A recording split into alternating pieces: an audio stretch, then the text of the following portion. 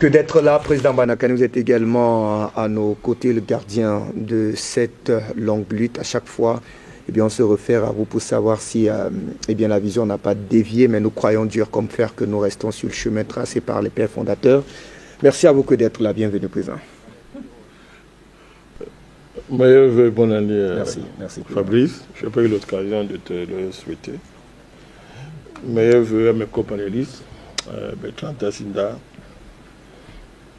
vieux compagnon de combat, c'est mon frère. Jonathan, désormais aussi mon compagnon de combat. La belle promesse. On dit dans le langage spirituel, les prémices. Mais il n'est plus une prémisse. Il est aujourd'hui, il n'est plus un espoir.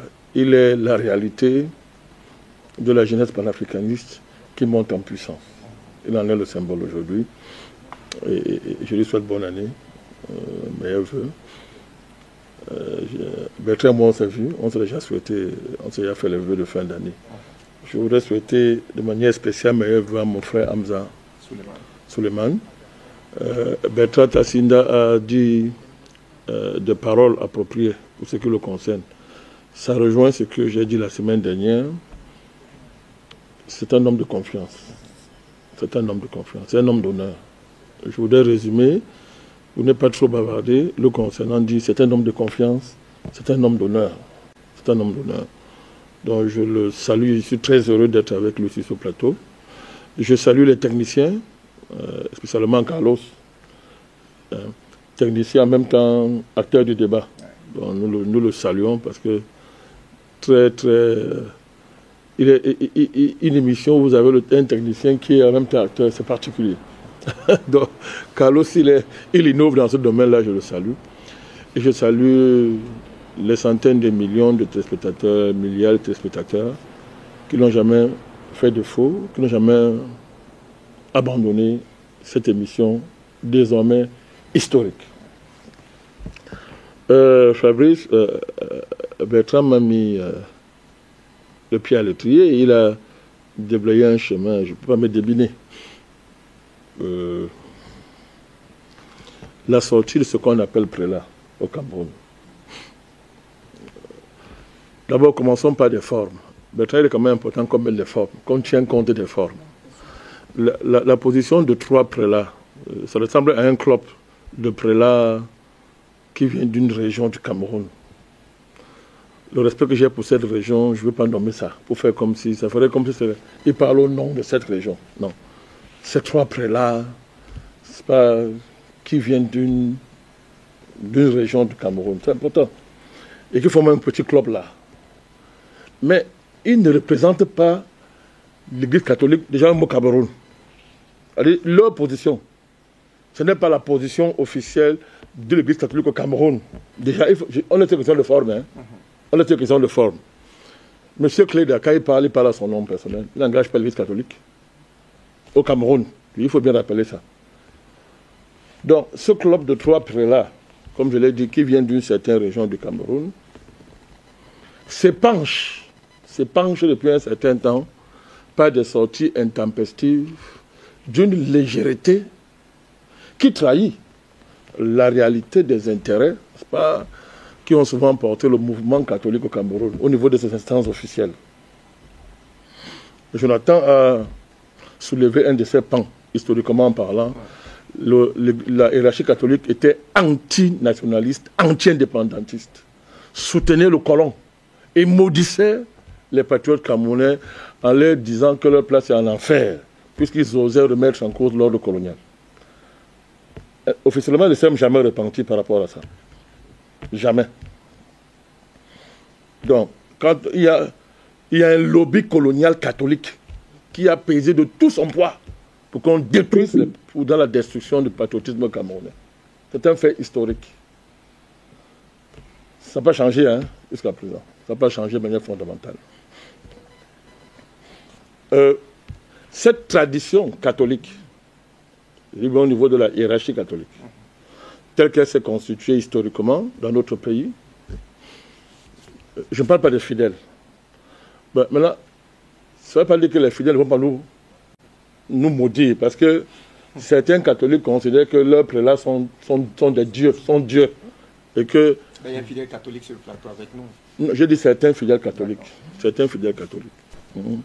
Je pense que quand un prélat parle, c'est Dieu qui a parlé, son Dieu. Donc, comme nous on critique les prélats, ils vont aller former un cœur pour nous maudire. Ben, à cela, j'ai dit, ok, vous allez donc comprendre que vos prélats ne sont pas de Dieu en essayant de nous maudire.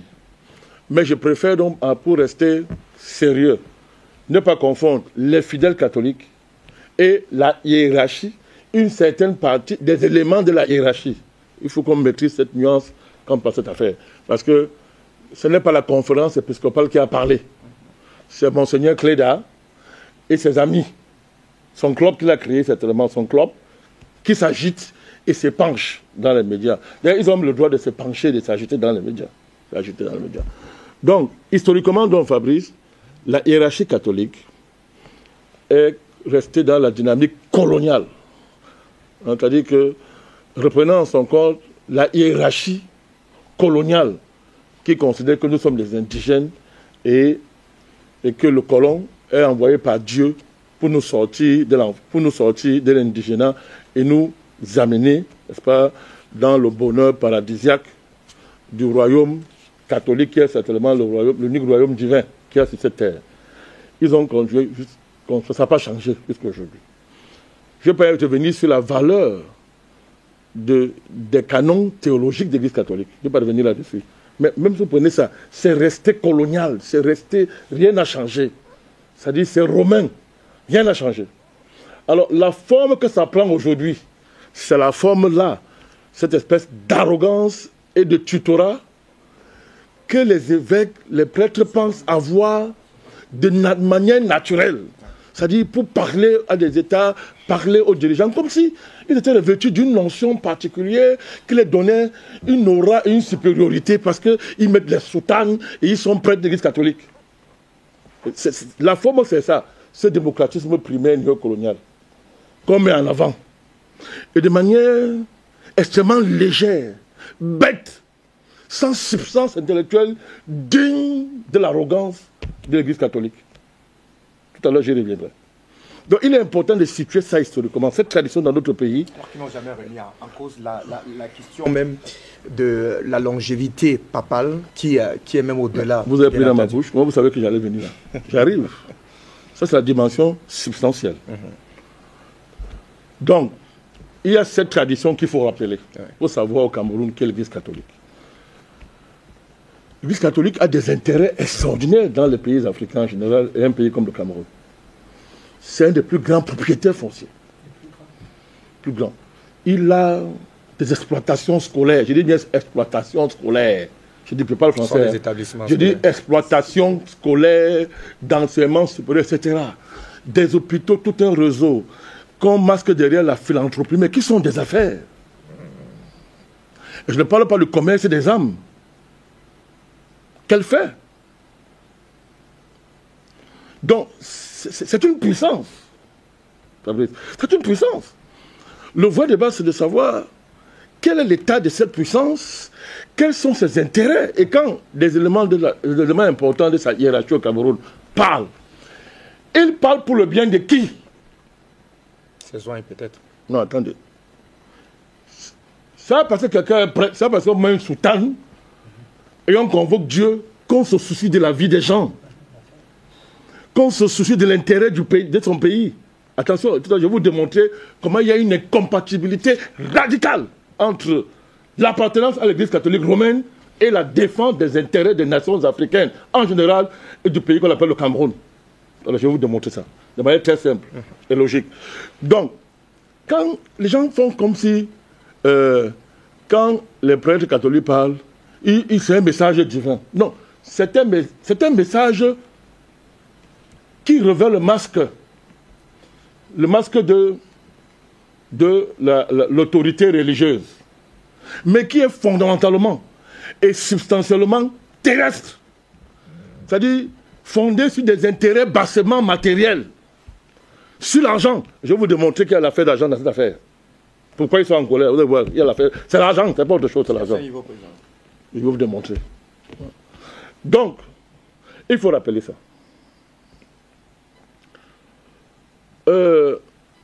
C'est pour ça que le discours est incohérent. Incohérent parce que on dit que le président camerounais est vieux, il est très âgé, il n'est pas réaliste qu'il se présente. D'abord, il n'est pas digne pour une institution, ou bien ceux qui la représentent à un certain niveau, qui estiment être des guides.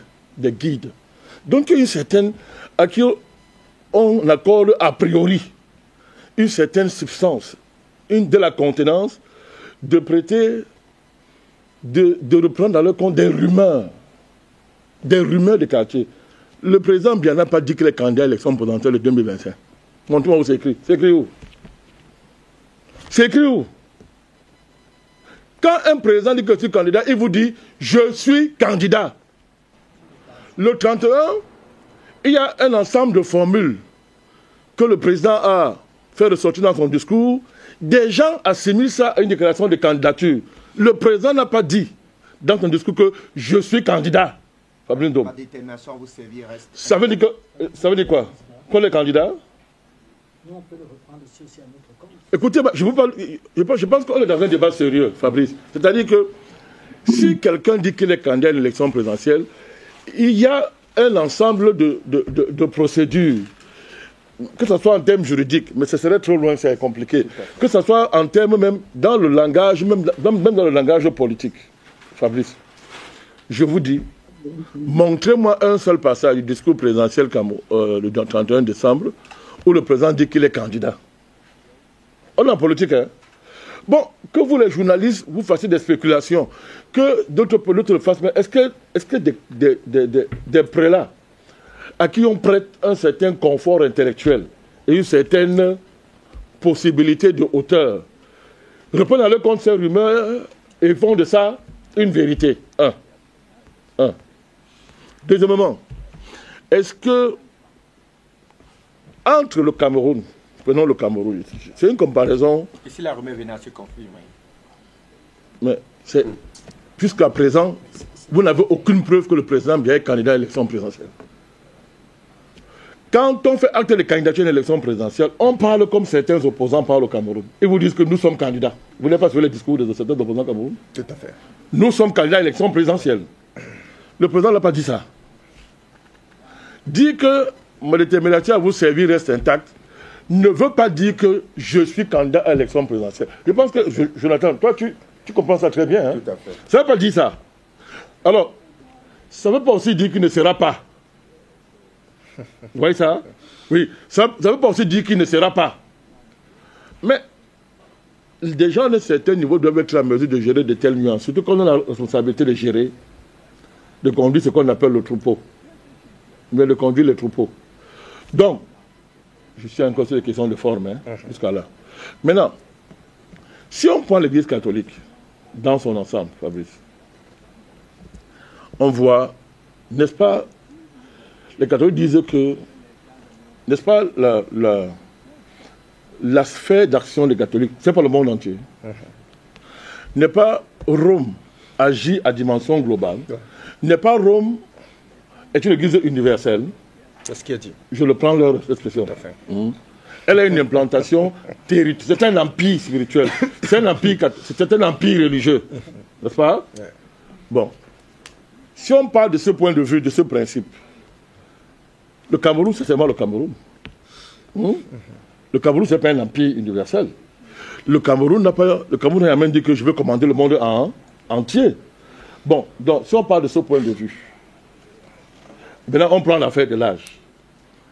Si l'âge était le critère, si l'âge et la prestance physique, l'apparence physique, était le critère pour évaluer la capacité d'un dirigeant à conserver son pouvoir ou bien à maintenir ses fonctions, ou dans quel cas de figure, comme par les deux cas de figure, il serait plus périlleux de maintenir quelqu'un d'un certain âge à ses fonctions entre deux cas de figure.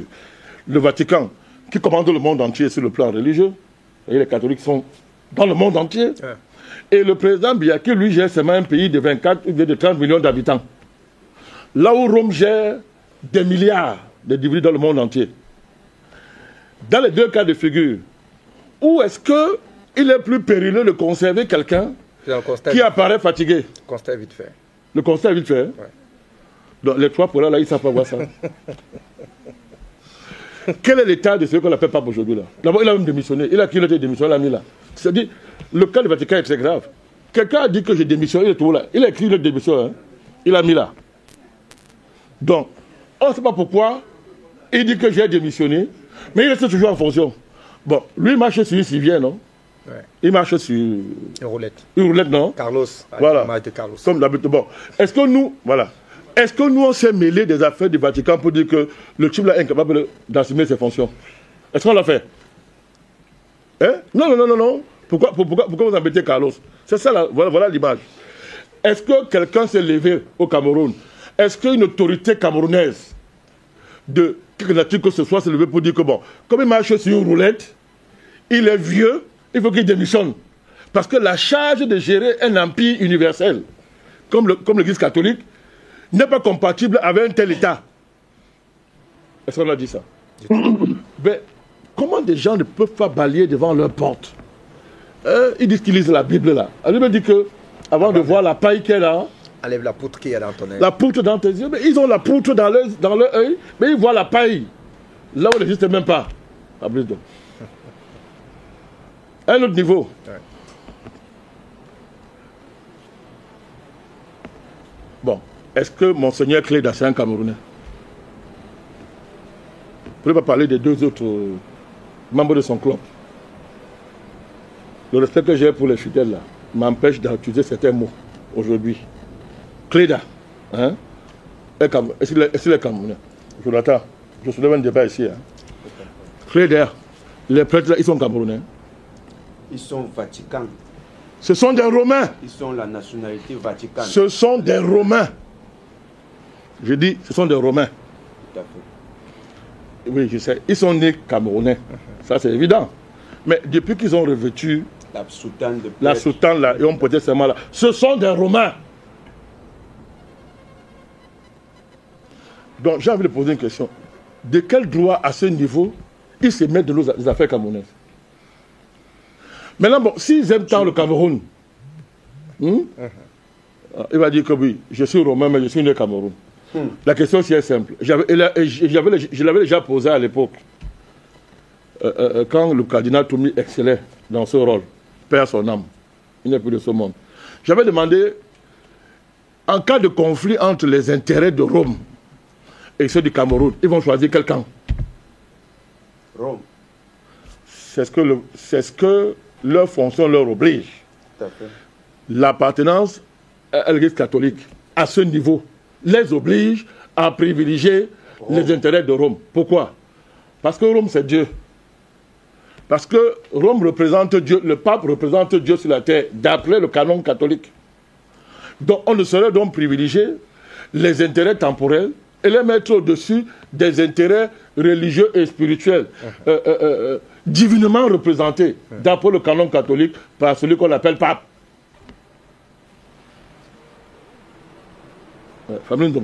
Oui, parce que c'est du banditisme.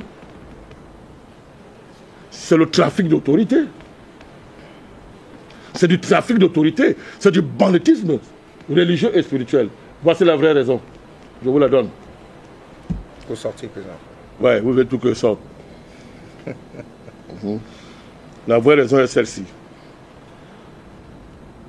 Depuis que le ministre Atangandi a mis sur la table la question de la justification des fonds qui circulent, non seulement dans les mains des soi-disant ONG, je dis bien des soi-disant ONG, mais qui après, quand on vient les secouer un peu, dit que non, nous n'avons pas une ONG, on est une association. Voilà. Et de ce fait, oubliant que, à partir de ce fait, elle tombe donc sous la loi de 90, qui donne des prérogatives claires au ministre de tutelle, à partir du moment où le ministre Atangandi a décidé de faire respecter la loi, enfin l'État s'est réveillé enfin. Ce que vous ne savez pas, c'est que même les catholiques sont dans ce jeu-là. Pas au niveau de l'autorisation, hein, Non, l'Église catholique romaine est l'une des premières à être autorisée au Cameroun. C'est depuis 1962. Il y a un décret présidentiel qui permet, donc à ce niveau-là, il n'y a pas de problème. Mais c'est que derrière les paroisses, vous avez beaucoup d'associations, soi-disant ONG, qui permettent de capter beaucoup d'argent. Et des prélats sont des hommes d'affaires. Des monseigneurs sont des hommes d'affaires. En soutane. Certains diocèses sont des milieux d'affaires. Certains diocèses sont des milieux d'affaires.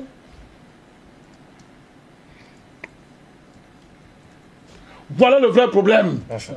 C'est l'argent. C'est ça, c'est ça. C'est l'argent. Ils estiment que le président ne les soutient pas.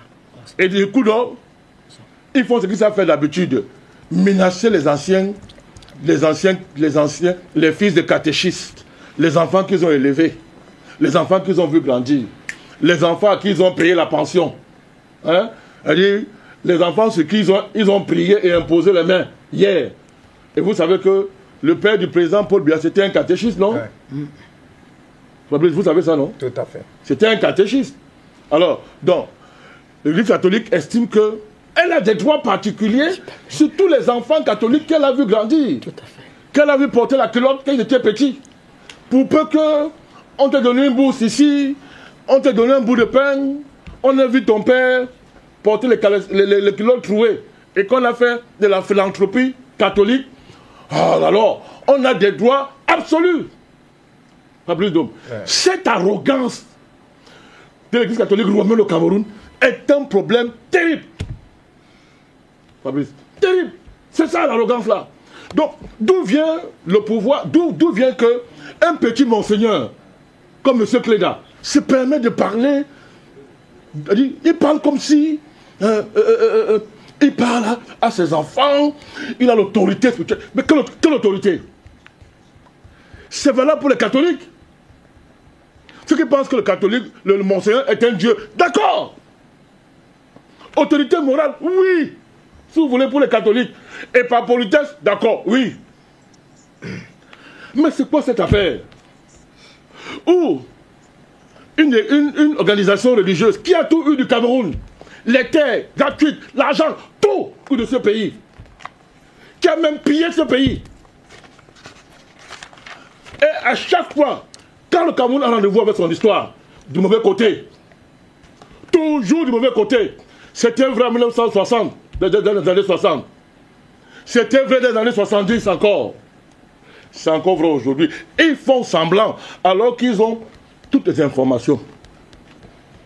Le chrétien catholique au Cameroun a toutes les informations sur les enjeux de libération qui sont au cœur de la politique camerounaise. Le chrétien catholique a des informations les plus profondes, stratégiques, sur ce qui se passe dans nos rapports entre l'Occident et un pays comme le Cameroun, pour ne parler de l'Afrique. Mais qu'est-ce qu'ils choisissent? Ils choisissent de descendre dans la boue, s'ils en sont sortis un jour d'ailleurs, dans la boue totale, pour faire des débats, c'est-à-dire faisant semblant de violer la loi, d'ignorer la loi. Ils ont dans des débats de bas niveau politicien. Fabrice. Après on va vous dire que non, comment? Le prêtre ne peut pas rester indifférent quand les orphelins crient. Mais, sauf que, alors, je te présente. Sauf que les catholiques au Cameroun, la hiérarchie catholique au Cameroun, cette hiérarchie au Cameroun brille toujours à la veille des campagnes électorales. Triste coïncidence. Monsieur Cléda, si je prends son cas, il y a tellement de problèmes sérieux au Cameroun. Il ne parle jamais. Il se tait. Vous ne les voyez pas dans des batailles qu'eux sont en mesure de mener en utilisant leur vraie autorité. Il y a des batailles tous les jours. Qui gagne le pays? Silence total. La question de l'homosexualité, il a fallu que le pape là, pris dans sa crise de folie, dise des bêtises. C'est le jour-là que tous les évêques catholiques africains se sont levés pour dire que vraiment c'est pas dans notre culture. Nous avons applaudi ici. Mais au Cameroun, il y a eu d'abord une véritable pression des Africains qui ont demandé à ce que ces derniers puissent préciser leur position, en tout cas qu'ils puissent se démarquer de la position venue du Vatican. Tout ce qu'ils ont finalement pris la responsabilité. Tout ce qu'ils ont fait, c'est de dire que nous n'sommes pas d'accord. Tout à fait. Mais qui est le chef? qui est leur chef. C'est le même qui est là, non? Tout à fait. Il n'est pas pro-homosexualité. Il est pro-LGBT. Bon, moi, je pose une question. Moi, si quelqu'un dit que les LGBT sont bons, comment il sait que c'est bon s'il ne pratique pas ça? Nous allons chuter, je vous Non, laissez-moi, je vais chuter. Oui, c'était... Je vous pose une question, mais attendez, c'est pas un coup de gueule. Comment quelqu'un peut nous conseiller que les LGBT, c'est bon? Il n'est pas le Seigneur pour juger quelqu'un. S'il ne connaît pas comment il sait que c'est bon? Pourquoi aussi on ne dit pas que tuer? Vraiment, moi je ne juge pas les tueurs. Hein. Je ne suis pas le Seigneur pour juger un tueur. Allez voler l'argent de l'église catholique, allez voler un denier de l'église. Est-ce qu'on va dire que vraiment, on ne peut pas vous juger parce que vraiment, on réserve ça au Seigneur Jésus. Le Seigneur s'occupera de vous. On peut citer comme ça plusieurs cas. Vous comprenez? Ils sont restés sur des condamnations de principe. Vous comprenez? Ils sont pas allés loin. Alors qu'il y a beaucoup de matières qui justifieraient que les prélats africains se décolonisent et rompent avec Rome. Mais le maintien de la centralité de Rome, à titre organisationnel, à titre spirituel, à titre dogmatique, je parle comme eux, ils comprennent ce que je veux dire, à titre dogmatique, etc. Cette centralité-là, la remise en question de cette centralité, ce n'est pas un combat qu'ils peuvent mener. Après, donc. Tout à fait. Mais pourquoi ils ne mènent pas ça? Mais que les gens parlaient devant leur porte.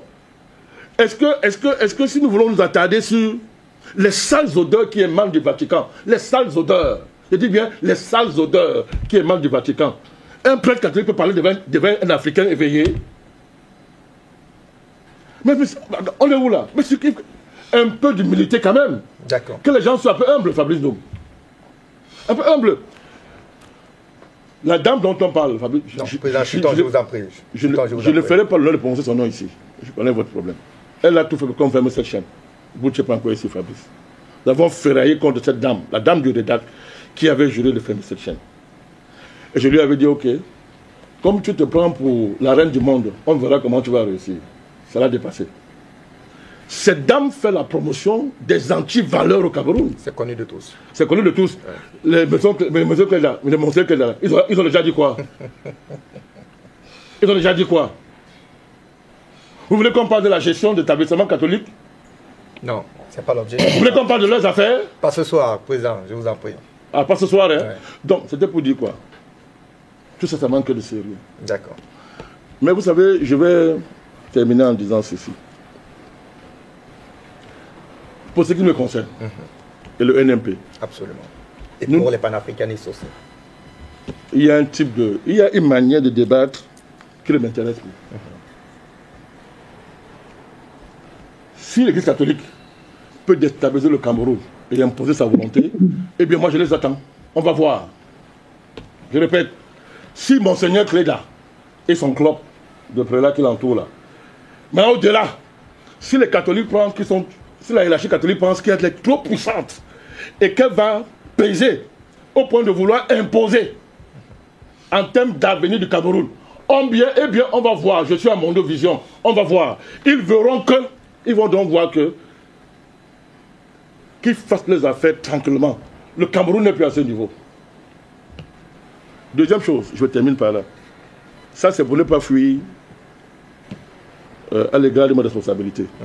Jonathan Hamza, beaucoup m'interpellent quant à savoir, à ce qui concerne ma candidature ou non à une élection présidentielle au Cameroun. Quel rôle on va jouer? À ceux-là, je voulais dire ceci. D'abord, je vous remercie de penser que ma modeste personne peut jouer ce rôle et à ce niveau. Mais je voudrais vous rassurer. Ça ne se jouera pas là où les gens pensent là. Je répète, hein? Je répète. D'après la loi au Cameroun, nous sommes écartés, non? C'est la loi dit au moins qu'il faut avoir un parti qui a des élus. Tout à fait. Permettez-moi, pardon, d'insister dessus. Je vous en prie. C'est vous le patron sur le plateau. Vous connaissez tous les problèmes que nous avons eus et que nous continuons à avoir du fait de la campagne des anti-panafricanistes camerounais regroupés dans des bannières que vous connaissez, qui ne cessent pas matin, midi, soir de nous dire que nous on soutient un dictateur, nous sommes des RDP6 qui ne disent pas son nom, etc. Vous êtes au courant de tout ça? Ça continue, ça y a même ceci. Je pose une question. Voilà Bertrand qui est assis. Est-ce que vous pouvez m'expliquer comment un parti qui a soutenu le président Biya 2 fois n'a pas de lieu au Cameroun? Alors que les autres ont des compensations. Je repose une question. Comment ça fonctionne? Mais Fabrice, Jonathan, je pose une question. Ouais. Toi, tu es un grand sociologue, tu gères les machins à l'université là-bas. Je pose une question. Ouais. Est-ce que les gens peuvent m'expliquer pourquoi un parti qui a soutenu le président Biya 2 fois et qui a pesé dans ces 2 élections-là n'a pas d'élu au Cameroun? Alors qu'il est populaire dans sa localité. Je ne parle encore. À la dernière élection municipale, au Cameroun, nous sommes candidats. Bertrand est candidat dans la première, dans la deuxième. Le secrétariat général du RDPC a envoyé une mission secrète la veille de l'élection pour dire que il faut tout faire pour que M. Manakani ne passe, qu'il n'ait même pas un conseiller ici. Je donne le nom. Le ministre de Gloire Rowona. Ah, président, il nous suit, forcément il répondra. Non, je n'ai pas envie qu'il réponde. Non, non, non. Et le peu que nous avons eu là-bas, ça nous a été retiré. Je me respecte, on se respecte, on ne perd pas le temps à faire des faux contentions, on assume. Si j'avais fait les contentions, on aurait dit que je n'ai pas de soutien pour bien. Non, non, non, on s'en fout. Et d'ailleurs, certains membres du RDP, ça va la deuxième, dormaient dans ma maison pour dire président, on te soutient dans ces contentions parce qu'ils en voulaient à Mme Fampou. C'est connu. Monsieur Mbiatia, c'est un aîné, alors la deuxième. Il est secrétaire exécutif de la Fondation Chantal Biya. Je donne le nom, hein, parce qu'ils aiment, la calomnie dans les réseaux sociaux. Des petits gens comme ça, ils aiment calomnier dans les réseaux sociaux. Moi, je donne les noms. A envoyé une délégation me rencontrer votre serviteur. J'ai refusé toute rencontre avec lui. C'est un aîné. Il a même dû se dire que mais c'est un manque de respect. Non, c'est peut-être pas un manque de respect. J'ai dit que c'est un aîné. Mais j'ai refusé ça. J'ai dit je ne veux même pas de rencontre avec lui. Dites-moi pourquoi un parti comme le LMP qui a fait ce qu'on a fait, puisque nous sommes les soutiens, nous sommes des pétitions soutiens Paul Biya Mouri, vraiment nous on dit qu'on est des biaïstes, machin et consorts. Pourquoi on n'a pas un élu?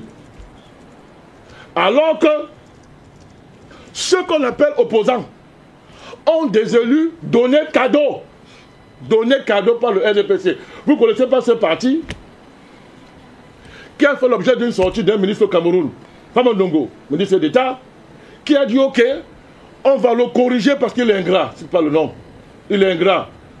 Et la musique s'est enclenchée dans une partie du Cameroun dont toi tu connais très bien, on a allé dire aux élus de ce parti que bon, vous savez que vous là, vous êtes des membres du RDPC, qu'on a habillé en tenue de ce parti, on vous a mis là, pour corriger le petit arrogant là. Vous voulez parler du président Cabral? Non, c'est vous qui avez ce nom. C'est vous. Ils ont voté les consignes données par le vrai patron. Tout à fait. Ce n'est pas le seul cas. Fabrice, ce n'est pas le seul cas.